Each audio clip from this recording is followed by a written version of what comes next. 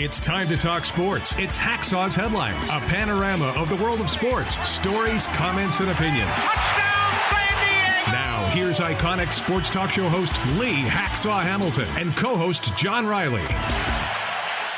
Who wants to talk basketball? Who wants to talk March Madness? We do. Good afternoon, everyone. This is Lee Hacksaw Hamilton, along with my co-host, John Riley. We welcome you from our studios in San Diego, up and down the West Coast. Monday bonus podcast, Hacksaw's Headlines. John, only topic on the table, March Madness, where San Diego State is going, where college basketball is going, what has happened to college basketball, and the fans' reaction around the nation. What a weekend. You know, I am still stunned that the Aztecs made the Final Four. It's like a dream.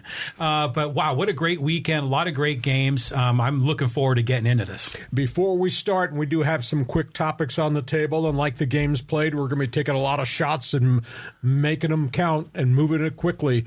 Tell people about subscribing. Tell people about Fans Forum if they'd like to interact with us on basketball today. All right, yeah. If you want to talk basketball, you got a hot take about the Aztecs, want a question for Hacksaw, just type it in the live chat on Facebook or YouTube. We'll get you involved in the Fans Forum segment at the conclusion of Hacksaw's Headlines. And then, yeah, be sure to subscribe wherever you get your podcasts, including on YouTube.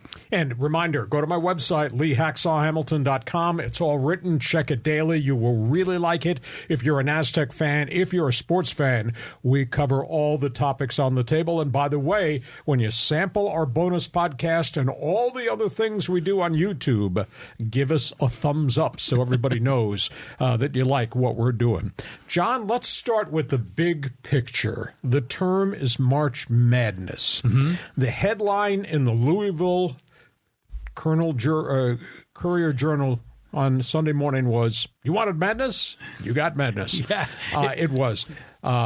This is the first time since 1970 when they actually started seeding teams in the tournament. First time since 1970. There's no number one, number two, number three in the tournament. They're all gone. And, of course, the top four number one seeds all got dispatched. Why has this happened to college basketball? Well, I had the theory I presented a couple of weeks ago, John. I think you bought into it. Everybody's got three-point shooters. A lot of teams are getting guys coming through the front door via the transfer portal. I think the arrival of a huge selection of players from Europe and some great big men who've come through Africa to get to schools has made a huge difference. Big question, refs call all the fouls or let them play and let them bang? I think that's a piece of this conversation today. But I think March Madness has drastically changed. And just look, this coming weekend, who's going to be watching games on TV like you and me? No Gonzaga. Drew Timme, I thought, got nailed with a couple of ticky-tack fouls, which changed the whole chemistry of the Gonzaga game that wound up being a really bad, ugly loss to Connecticut. No UCLA, they ran out of players more than anything else. Never was North Carolina. Duke got dispatched very early, which to me was a surprise because the Devils under John Shire are playing really, really well at the end of the season through the ACC tournament. The other ones that are gone, Arizona. Backcourt play really hurt them. It hurt their two bigs who couldn't do the whole thing by themselves. Obviously, Alabama got dispatched. They didn't like being mistreated, being muscled, being mugged. Should have been misdemeanor assault against San Diego State. Yeah. Alabama couldn't cope, and which stuns me considering they're in a Southeastern Conference and that's big boy basketball. Big boy basketball. Tennessee stomps one team. Next weekend gets nailed by who?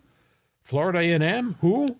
So, I mean, the Blue Bloods are like you and me. They're watching the games on TV. So your reaction to the fact there's no number one seeds, there's no number two seeds, all the third seeds are gone, and we got, who's that in the Final Four? I think it's great. I mean, because I think this is what makes March so special. We have a lot of these mid-majors that make these runs, and a lot of other blue bloods like Kentucky is not there. All those Big East powerhouses of days long ago of like Georgetown and St. John's. I know Villanova's had a good run lately.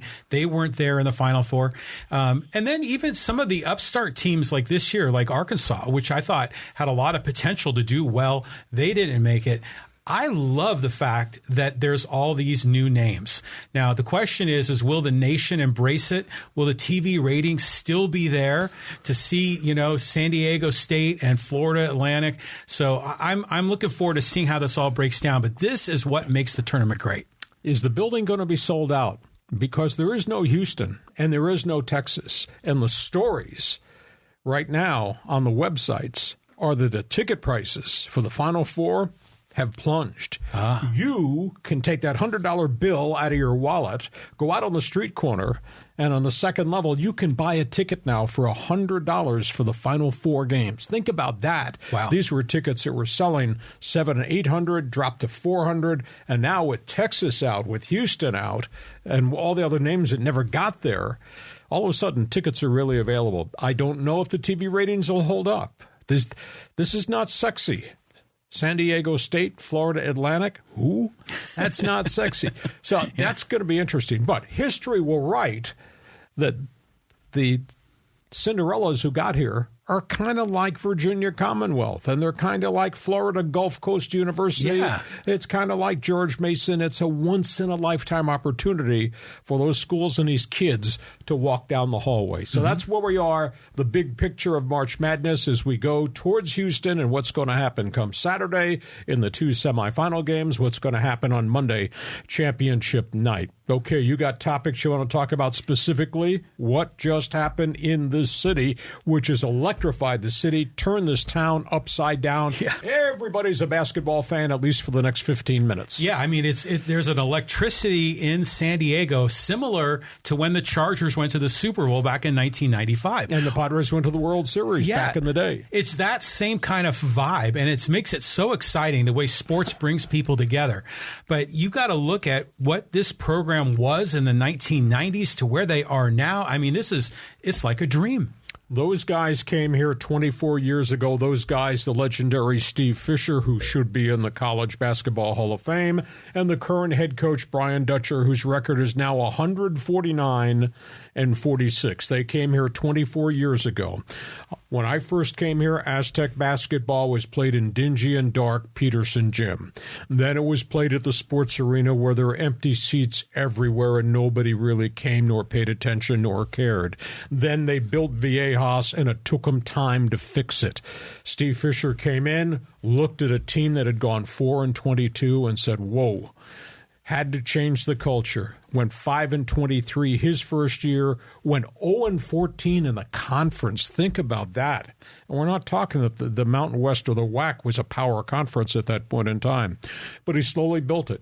And he built it, didn't open very many doors in terms of high school recruits, but he built it with some transfers. The first big transfer he got was Tony Bland from Syracuse University, who came from a really good program. He was an L.A. kid. He knew Fisher from when Fisher tried to recruit him. So he landed. He was the first one. And slowly but surely, they'd get a Division I transfer every year. And then they started to open some doors, not so much in San Diego. I mean, the early group of Aztec recruits in San Diego were probably marginal players. Joe McNall, a 6'9" center, was here for a couple of years. Tony Clark played here before he became a pro baseball player, and then he got hurt. But they started to make advances first in the Inland Empire. They started to recruit up in Riverside, and then they kind of spilled over, and because of Tony Bland's arrival, they started to knock on doors and get some kids to look at them from Los Angeles, and it got better and better and better. And then they started to get bigger names, and Steve Fisher took JUCO recruits, and he took some D1 transfers who'd come and sit a year, and slowly it built. Steve Fisher retires. Here comes Brian Dutcher. Brian Dutcher does the exact same thing. Now, they are starting to get some 4- and 5-star recruits that come in the front door. Haven't been able to get really anybody from San Diego to look at him seriously yet. Now, maybe that changes things. But They've continued the pipeline from the Inland Empire. They've done stuff in Los Angeles. They've got contacts. They've started to do things out of Oakland. And now they're getting Division I transfers from all over the country. You know, JAEDON LEDEE is the latest one. He came from Ohio State and then TCU. So now they're starting to get a compilation of really talent. And I think that the best quote of all time as it relates to anybody at San Diego State, whether it's coaching basketball or coaching Aztec football, is coach them up. Because you get them, you mold them, and you make them really good players, and you have really good teams. So what San Diego State has done is probably a once-in-a-lifetime thing. You know, they've got 7 seniors, graduate students, or COVID-eligible players on the roster. They all vacate after next Monday night. So there will be a rebuild. There will be a change. So this is a one-time opportunity for this program to sell the nation as to who they are, and they've done it. But you go back to Steve Fisher, 5-22 his first year and 0-14 in the conference. That was then. Look at where we are now. Wow. I mean, I remember back in the 90s that there was a lot of people here locally that were not happy with Steve Fisher being hired because of what happened in Michigan. And a lot of people said, you know, he was just made the scapegoat, but still some people, you know, were holier than thou and didn't want him. But they were considering Jerry Tarkanian for that job back then too. But look how it turned out and look how this thing has been built. And, you know, it just seems like we just keep taking steps up every 5 years. It moves up a notch. It keeps ratcheting up, and they've done it the right way with all of really good kids, really good recruits. You don't hear any controversies, anything crazy coming out of this program. And now they're at the Final Four. They're on the big stage. They're going to be now a recruiting hotbed. This is going to, I don't think this is a once in a lifetime. I think we're just getting started here. Well, it's quite a mix of players they have on the roster, and we're going to talk specifically about certain groupings of players and their responsibility and what they've accomplished, etc. But you just look at what these two coaches have accomplished and what they've laid in place and the foundation that now exists at San Diego State. And maybe this becomes the catalyst for the Pac-12 to really look at San Diego State and says, yes, UCLA basketball is leaving, UCLA football is gone, Southern Cal is exiting, but maybe Aztec basketball replaces the UCLA Bruins in terms of notoriety around the nation. So maybe this is the jumping off point to go to the new conference.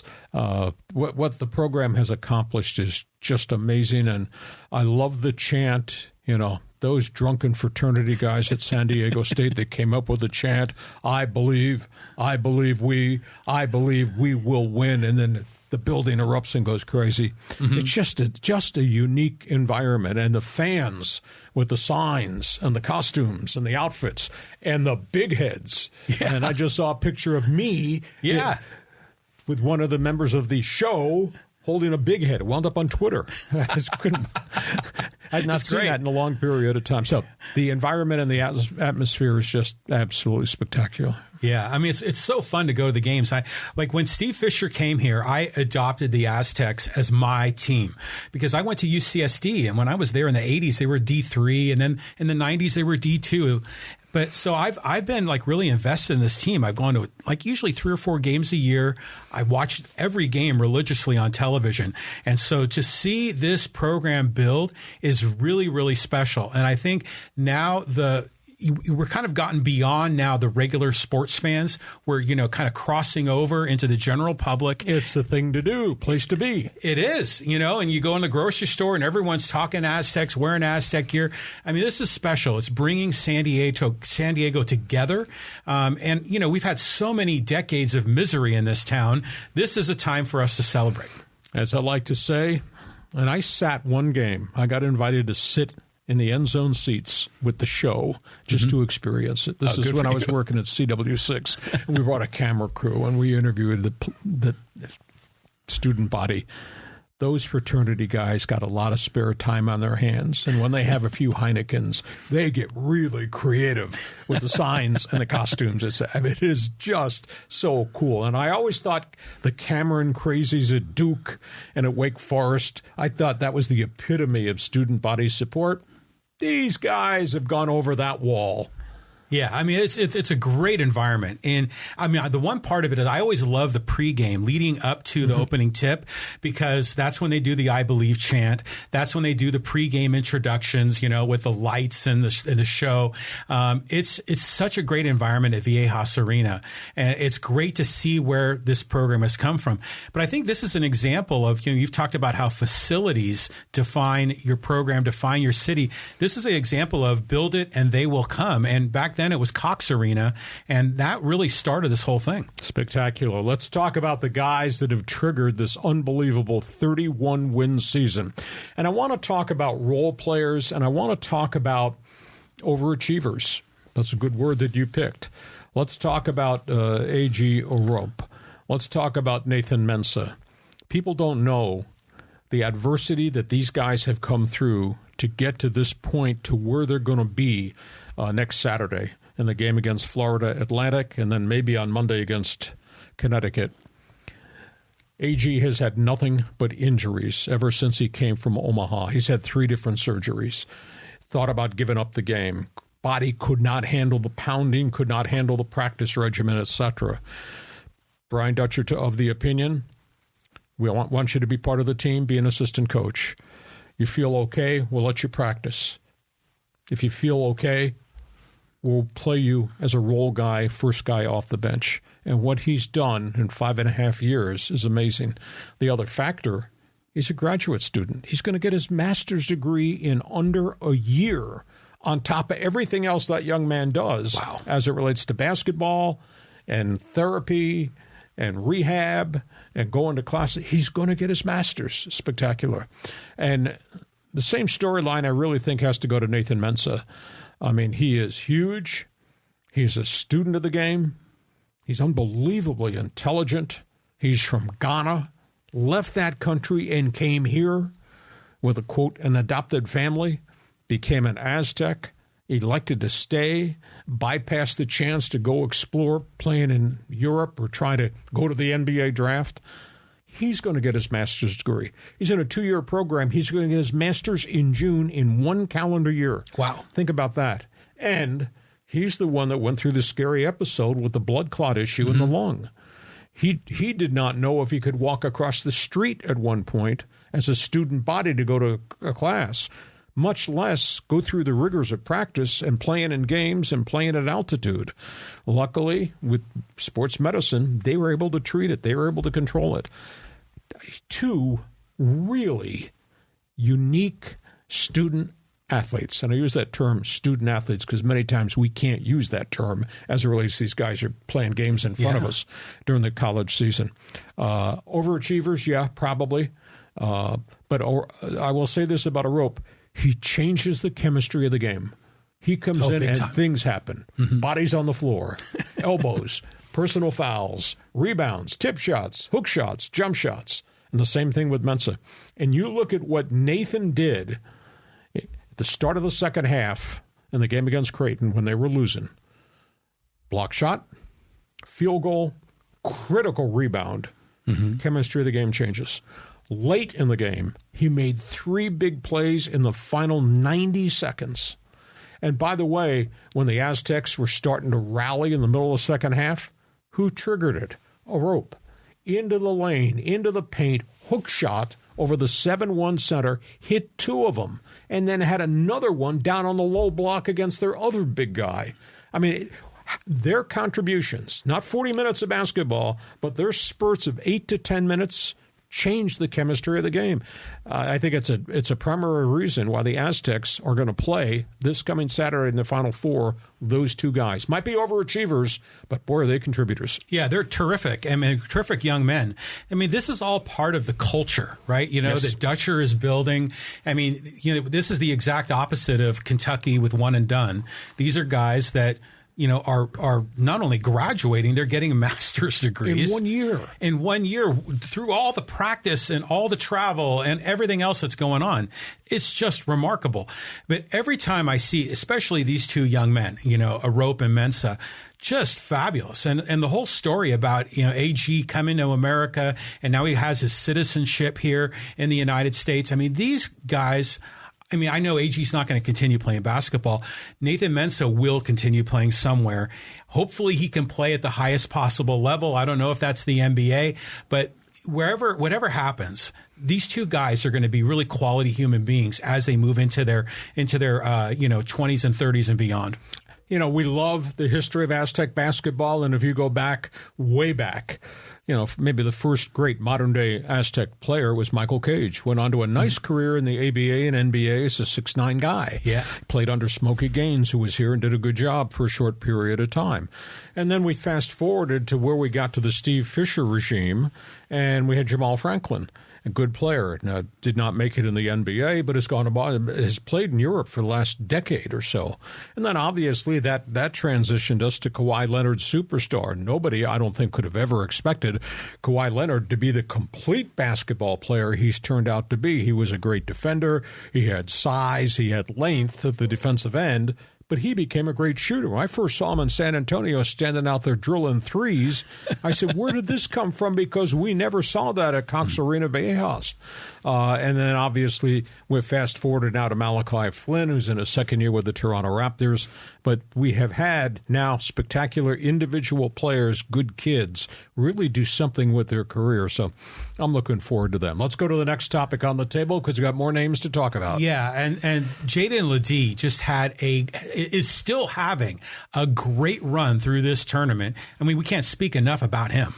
That's big boy. That's big boy basketball. And he is 6'9" that plays like he's 6'11", and he's explosive, and he's got an outside shot, and he's crafty around the net, and he's tough as nails in terms of contact. He's got an NBA body. I would hope he'd come back because he'll be the cornerstone if he plays one more year. And he found himself. This was a kid that was highly recruited, wound up at Ohio State, didn't fit, went to TCU, okay. That's not a basketball school. Comes to the Aztecs, redshirts a year. He's got one more year to go. I hope he stays. But that's a big-time basketball player. And, you know, when you talk about the history of Pac-12 teams, stud guys, big bodies, whether they wore UCLA colors or they played at Arizona or they played up at Oregon, that's the type of kid that San Diego State has and needs to continue to recruit. So I would hope he will stay here and play one more season. And he does change the chemistry of games, part-time starter, part-time guy off the bench.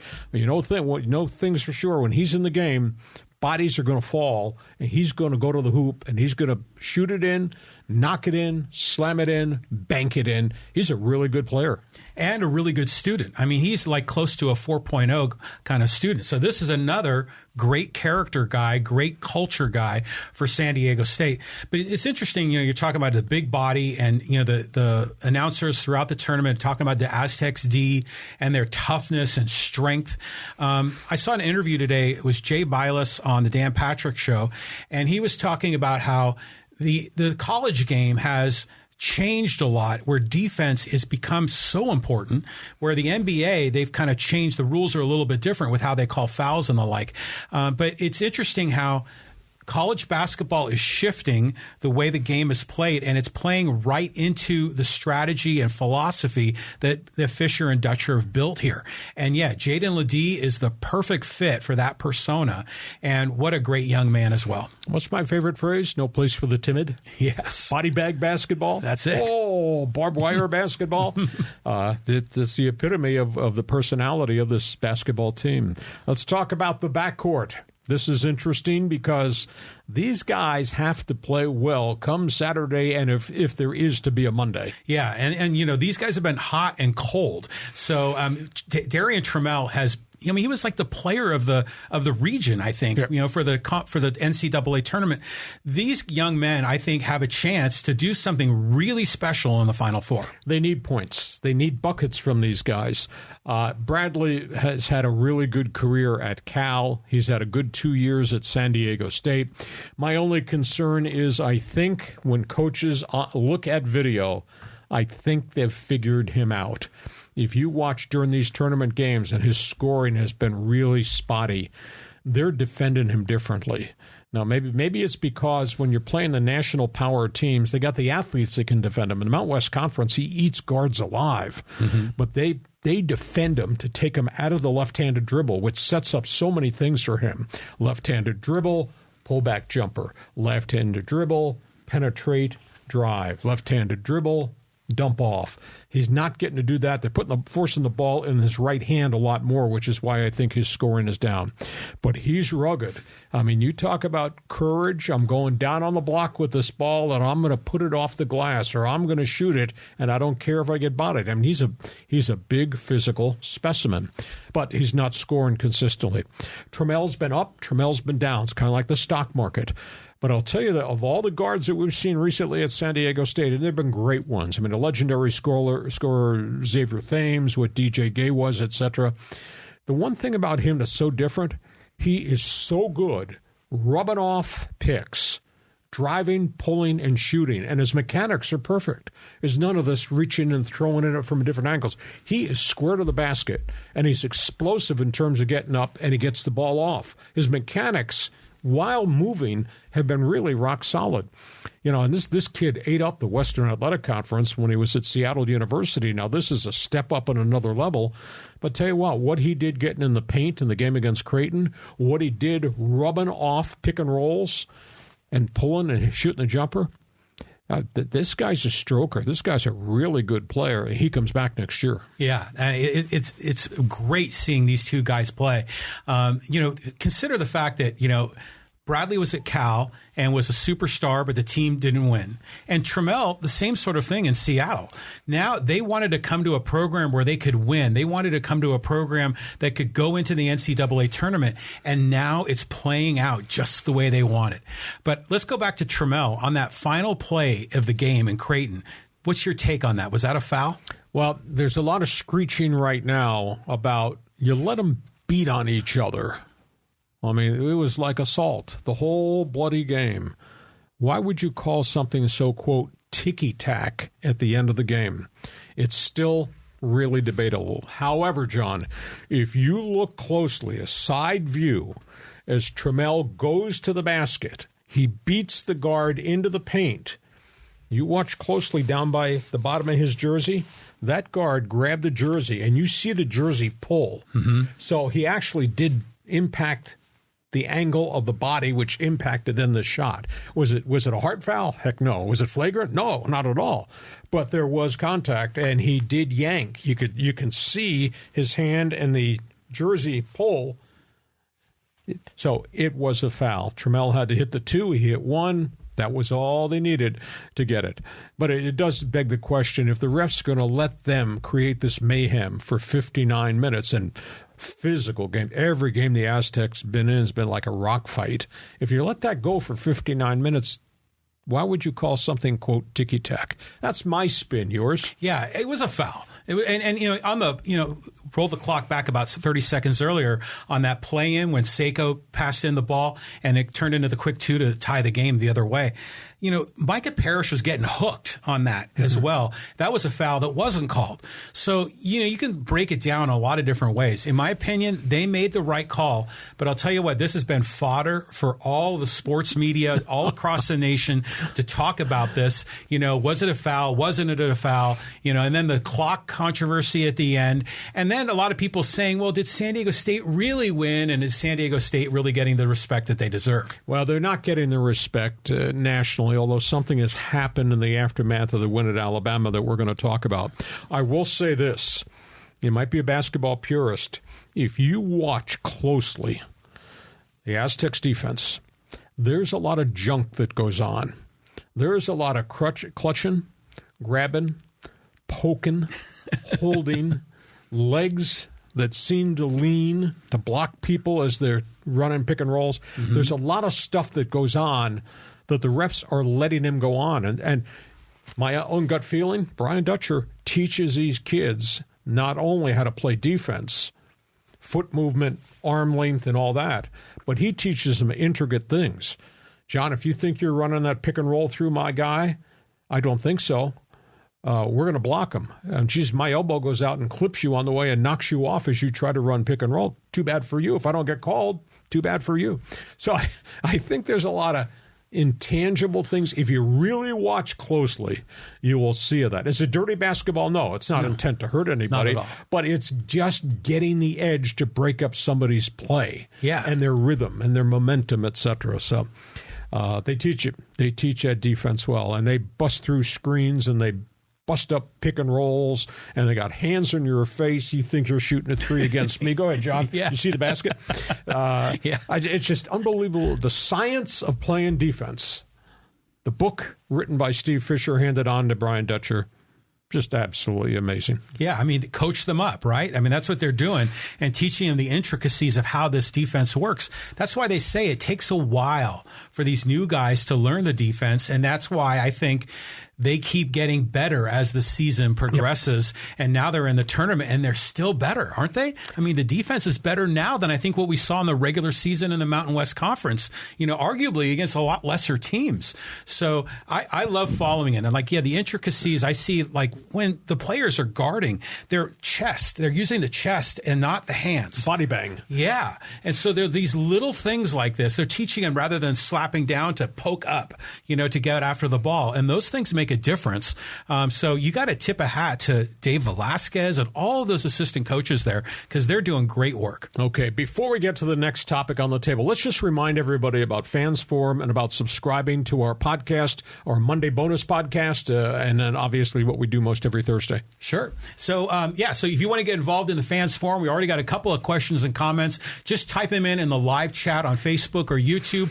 We'll get you in at the conclusion of Hacksaw's Headlines in our Fans Forum segment. And be sure to subscribe wherever you get your podcasts, on all the audio-only platforms, as well as on YouTube. And you can also follow Hacksaw on Twitter, on Instagram, on TikTok. I mean, we're pretty much everywhere these days with a lot of great video content. And when you watch any of our stuff on our podcast, make sure you give us a thumbs up, because we really appreciate that. And if you like sports, go to my website, leehacksawhamilton.com. On the internet, it's all written. You'll really like it. Okay, let's move on, because now there's off-the-court stuff I want to address. Okay, and I think you hinted a little bit about this to me over the weekend. Let's get into this story. So San Diego State punches Alabama in the mouth. They harassed Brandon Miller, their 6'9" All-American forward, maybe the player of the year. They really played rugged against their 7-footer. Kind of took him out of the game. The bench bunch did a tremendous job just coming in wave after wave after wave against Alabama. After the game was over and San Diego State had taken the Crimson Tide, ranked number 1, out, USA Today wrote a column that just appeared today. The column critiqued Alabama for the whole Brandon Miller gun situation that resulted in a murder, a death, and a capital murder charge. It criticized the leadership. Greg Byrne, the athletic director, criticized Coach Oates for not doing something to show a sign that Brandon Miller had to have some responsibility in this. He drove the car that had the gun. He gave it to Darius Miles. Miles gave it to a friend. The friend is the one that fired the shot. Miles and the friend are facing capital murder charges. USA Today wrote a column saying, "Thank you, SDSU." The column also said San Diego State should now be America's team. They dispatched the ilk of college basketball, the Alabama Crimson Tide, and they said the way this thing was handled by that AD and that head coach, they have no conscience, they have no integrity. It was a moral failing. How could anybody root for Alabama basketball with the way they acted? And they credited San Diego State for doing the country a favor by knocking these guys out of the NCAA tournament. And that didn't happen on the basketball floor. This is not somebody saying something at the press conference. This is the media taking a public stance at Alabama.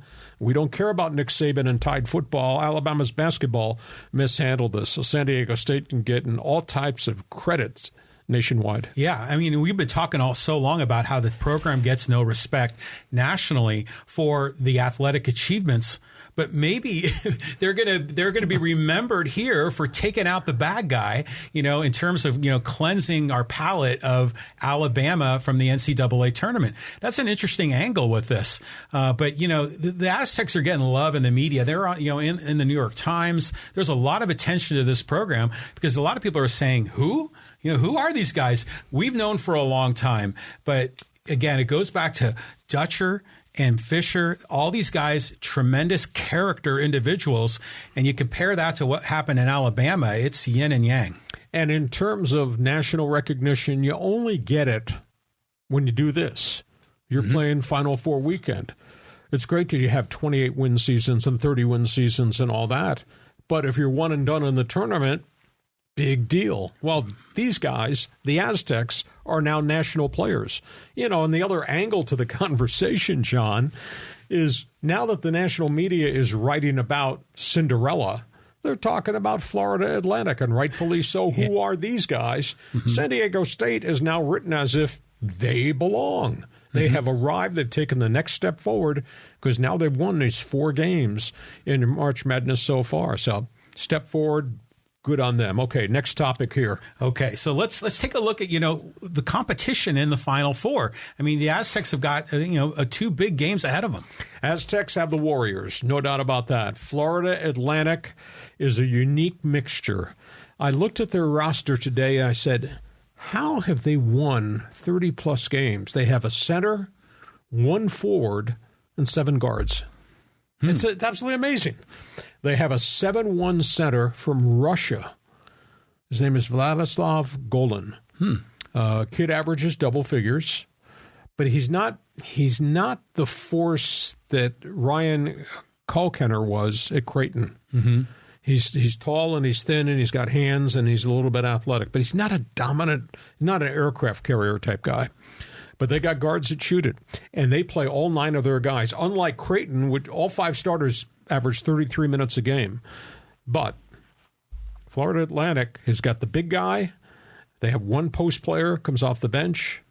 I think they're 7'1", 6'7". The rest of them are 6'5", and all 6'3" guards, and they run and they shoot, and they just go up and down the floor. We talk glowingly about College of Charleston, Furman, and to a degree what Creighton had accomplished. These guys have accomplished this, and nobody knows them.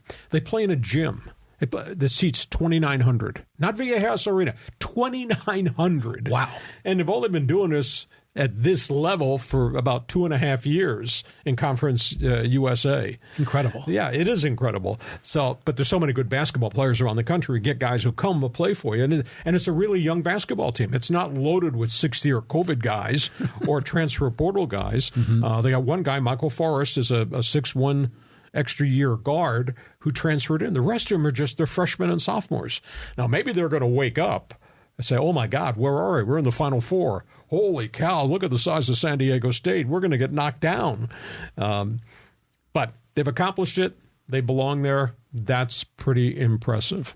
Yeah, I mean, it's interesting to look at this because from a San Diego State perspective, like, oh my God, we're in the Final Four. You would think that the next one in line would be like Kansas or, one of these big programs. It turns out it's FAU. But, these guys have had a great run, a great season. And if they're run and gun kind of players, it makes you think about that Florida Gulf Coast team that took the Aztecs out about 6-7 years ago. So, but, Dutcher's got a whole week to prepare. And so I have confidence that they're going to be in a great position to win. Fascinating comment. They're going to run the basketball. They're going to shoot a lot of threes. This is who we are. We're going to control tempo. Oh, no, you're not. You're playing San Diego State.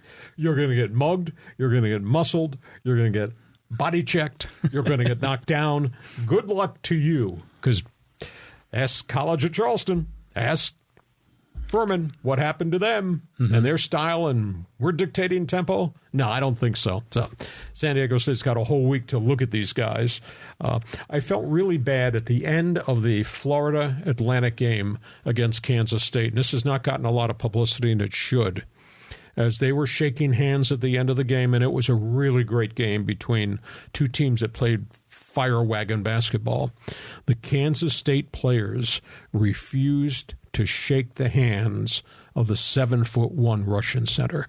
Really? I thought that was really, really tacky. They walked right by Golden, and that's a good kid. That's a young kid. He's got nothing to do with what's going on in Russia and in Ukraine. The K-State coach, an hour after the game, went in to the locker room and he saluted their players. Mm-hmm. And he apologized for what his kids did in reaction to the 7-1 Florida Atlantic Center. The story has not gotten an awful lot of legs, which kind of surprises me. But so great tournament. Let's talk about the other team that we really got to talk about here. Let's talk about UConn. Well, yeah, the East Coast media love their UConn, right? And so this is the team they're all talking about, and they look really dominant through a lot of these games. It makes you wonder if the Aztecs can get by FAU. I'd love to see how they play against UConn. UConn is big. UConn is huge. UConn's got firepower. UConn's got Dan Hurley. That's a really good coach from the Hurley family, basketball famous. Mm-hmm. He's really got that thing rolling. And he's got the big center, the 6'10", 7-foot center, is very, very active. And he's got shooters. The Hawkins kid can stroke it. And they're not afraid to come down on a fast break, pull up, and nail a three. And they nail a lot of threes. And they're not afraid to go into half court and dump it in on the post to Sanoga and have him dump it out or have him turn and wheel and go to the basket. He's averaging 10 points, 10 rebounds a game, which isn't, it's not sexy, but what it is blue collar and just brute force strength. So UConn is a really good program, and they're leading the resurrection, the rebirth of Big East Conference basketball. And, of course, Lady Huskies has been spectacular for decades in women's basketball. So UConn is really good. They're going to play an upstart Miami team, which really rocked everybody by taking out Texas. But Miami's got guys who run and they gun. But I don't know that Miami's got the size that really can go against the Huskies' big center.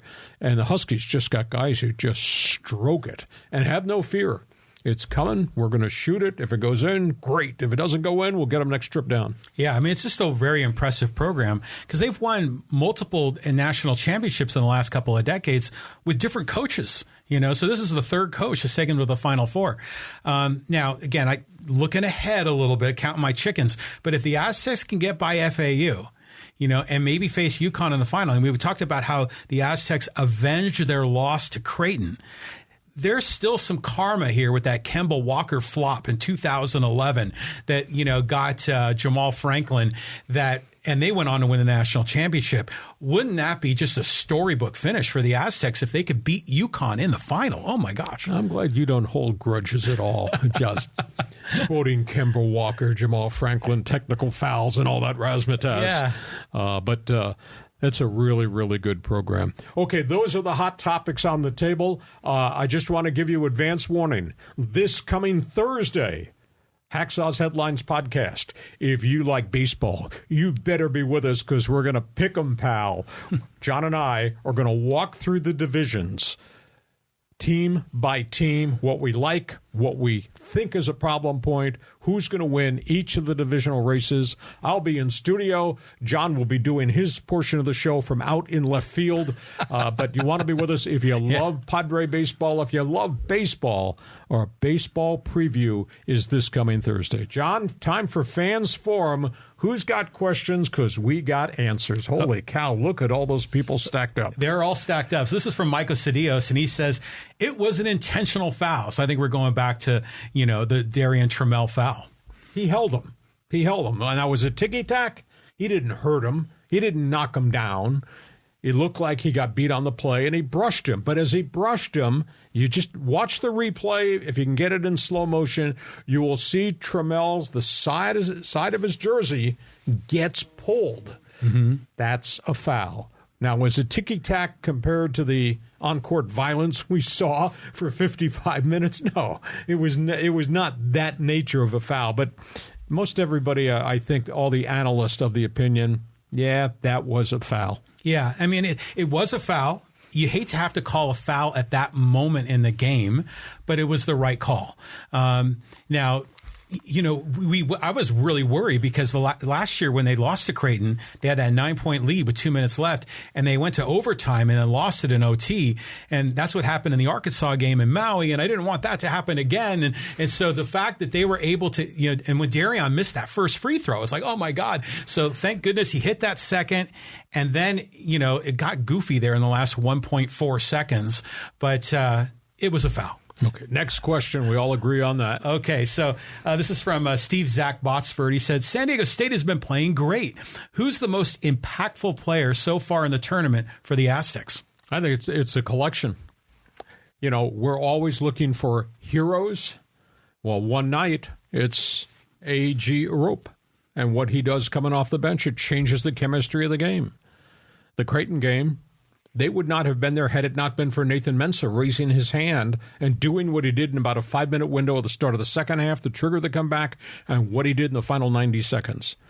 But heroes could be Seiko.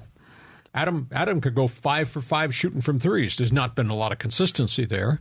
You know, JAEDON LEDEE puts his hand up. He goes in and he gives them 12 minutes of big boy basketball when they desperately needed it. They have so many guys who contribute.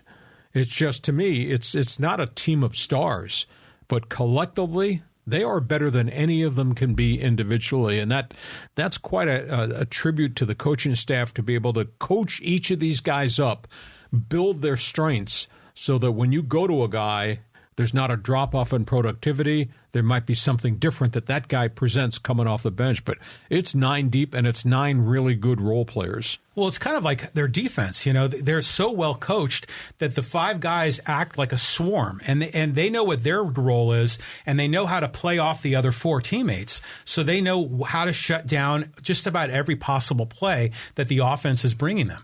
But yeah, this team, it's like, every night it's someone different, you know, and we kind of were up and down with them a little bit in the regular season. They were kind of streaky shooters, but when Darrion TRAMMELL was cold, then Adam Seiko hits like 7 3-point shots in a game. And when, you know, Nathan Mensah might not be having much offense, it's JAEDON LEDEE. But even Mensah in the Creighton game, he was hitting jump shots from the elbow. So every one of these guys, great. And you know, this was commented in one of the press conferences, I think, where, you know, they have 9 guys, but they rotate them. Nobody gets like really more than 30 minutes, but there are no egos. It's not like the guy, when he gets benched, he has to get stroked by the coaches and kind of, you know, massage his ego. Everyone understands that when they come out, someone else is going in, and it's for the team to win. And again, that's Fisher, right? The team. So, it's just fabulous how this is all working out. So, I mean, it's just awesome. I think the bottom line is that when they recruit you, they tell you, you can't come here unless you can play defense. Oh, yeah. And defense is a selfless part of the game. It's me versus you, body banging, hands, and all the intricate things that they do to disrupt you with the ball. That's selfless. That's, you do it because it's part of the job. And that's the kind of kid that they recruit. And I'm sure they could get every type of transfer in the world to come in here. But if you don't want to play defense, John, you'll be wearing somebody else's colors, and then we're going to body bag you. Yeah, I mean, it's, you know, these guys take pride in their defense. I mean, that's what Micah Parrish did in Oakland. That's what Darrion TRAMMELL did in Seattle. These guys were defensive stars, and they kind of wear it as a badge of honor. And I think that's just so fabulous. So let's move on here. We got another comment here from Tracy Wells, and she says, the whole team are heroes. Yep. The whole team. You know, it even seems like even the guys that don't play on the bench, you know, like Miles Bird, I mean, they're there emotionally with the team. It's really a family that they've built. Yeah, and collectively, like I say, I think collectively as a team, they're better than any of them individually. And I just think the group is what has allowed them to get 31 wins this season, and they got 2 more games to play. Just amazing. Next question. Okay, so let's move on to some of the YouTube comments, because we got some really good ones here. And This is from GOA69 talking about, says the San Diego State Aztecs will bring proper combat to the Alabama Crimson Tide. You know, this was on the preview show that we did before the Friday win at Alabama. Yeah, low tide has arrived in Tuscaloosa. Red tide. San Diego State mugged them. And I think John and I both agree Southeastern Conference is a place for warriors. That's really good basketball. That's really physical basketball. And I just thought as the game wore on, Alabama, John, they wanted nothing to do with Mortal Kombat. And Brandon Miller just got taken out of the game. And this is a 6'9" gifted athlete, runs the floor, wide variety of shots, pretty good passer. And they just kept banging him. And his just game went away. He was 3 for 21. Player of the year, 3 for 21 shooting the basketball. And Bama, 11% from the three-point line. Think about that. You don't see those kind of statistics ever. Yeah, not ever. And you think about the SEC, you think of football and the big tough guys that they've got, you know, on the offensive and defensive line. And here it is now, the Aztecs out toughen the SEC. I mean, you got to love that line. Yeah, very much so. Think about the statistics. San Diego State, John, has now played 4 games in postseason. The opponents in these tournament games, this is the best of the best in college basketball. The opponents collectively are shooting 36% against San Diego State in the 4 tournament games. Incredible. From the arc, where everybody's got strokers now, everybody can shoot the three. Opponents, 18% from the three-point line. Wow. When you look at SDSU and a guy wearing red and black coming at you.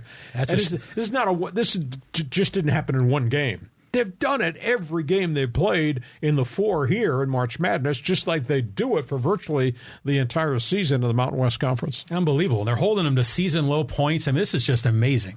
Here's another comment from the YouTube from Will Brazzi. He says, "Go Aztecs, great win. Miss you, Hacksaw." Well, we're here. Monday bonus coverage, Thursday regular, and then, of course, you can sample what I write every day of the week. It's really a cool time to do sports talk in the venue that we do it now here. Yeah, so let's move on here. We got another comment, and this is about the whole San Diego State no respect. And Ricardo Olivo just says, respect. That was his only comment on YouTube. Have the Aztecs earned it? Do you think they're legit on the national stage? Ricardo O, just think about this. The first weekend of the tournament, when they played Charleston, the guys on CBS, the panel, here we are, pregame show, going to the opening throw-in. COC versus SDSU. Charles Barkley and those guys, all they talked about was Charleston. Not one sentence, not one mention. And the Aztecs choked them off. Mm-hmm. Then we get to the second game that first weekend, and they're playing Furman. Every one of those guys picked Furman. And they talked about Furman's threes and Furman's coach and their history of Furman and Frank Selvey in a 100-point game way back in the day at Furman. Nobody talked San Diego State. Now, after that game, holy cow, you talk about the table getting flipped over and Charles Barkley mumbling and talking about San Diego State's level of defense and Kenny Smith and Clark Kellogg and Greg Gumbel. Now everybody's on the bandwagon. Now, pay attention to what's going on here, guys. I don't think anybody paid attention at San Diego State and the success they've had not just this year, but all the 30-win seasons, et cetera. So they really finally, Ricardo, earned respect. Yeah, well, but still, even though they earned the respect after getting to the Sweet 16, even though they earned respect after beating Alabama, when they go into the Creighton game, they were going around the shoehorn there at CBS asking who you picking, Creighton or the Aztecs, and every one of them picked Creighton except Kenny the Jet Smith, and I think he picked San Diego State just to be different than the other 3. So, you get respect, sort of, but then they kind of revert back, hey, Creighton's a Big East team, that's a team we can count on, we can rely on, but man, the Aztecs just keep... they keep shutting down the doubters. They keep, just telling people we have a winning program here. They didn't believe, but the Aztec players believed. Sir Charles had a great career at Auburn. If Auburn's team had to play San Diego State's defense this year, Sir Charles might be frustrated too. Yeah, you would. The round mound of rebound. All right, let's move on here. We got from JL, and he says, who cares about respect when you can play the underdog? We'll earn respect if we go deep into the tourney, and maybe we'll save the last dance. This is maybe a prediction. This comment was made a few days ago. 335 teams play Division I basketball. San Diego State is now one of the 4 that still will take three-point shots and play defense this coming weekend. Just think of that accomplishment.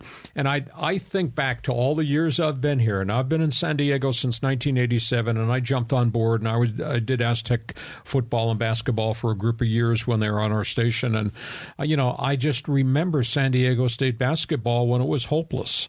And I remember Dr. Fred Miller saying, we're going to fix this basketball program. He was the AD when I got here, and he had been at Arizona State when I was there doing the Sun Devils. And they tried really hard, and they just never made any progress. And, they went through a litany of coaches, and they tried it with Tony Fuller, who had done a nice job at Pepperdine, and that didn't work. And then they went and they got Fred Trenkel, a JUCO coach from Idaho, brought these players in, and the last we saw, he was crying at the press conference where he got fired after a 4-22 season. He was blaming us in the media for the failures of the program. And then they stole Jim Brandenburg from Wyoming, and I thought, this is a really good hire, good track record. He came here and retired while he was on the job, and that was a messy year or two.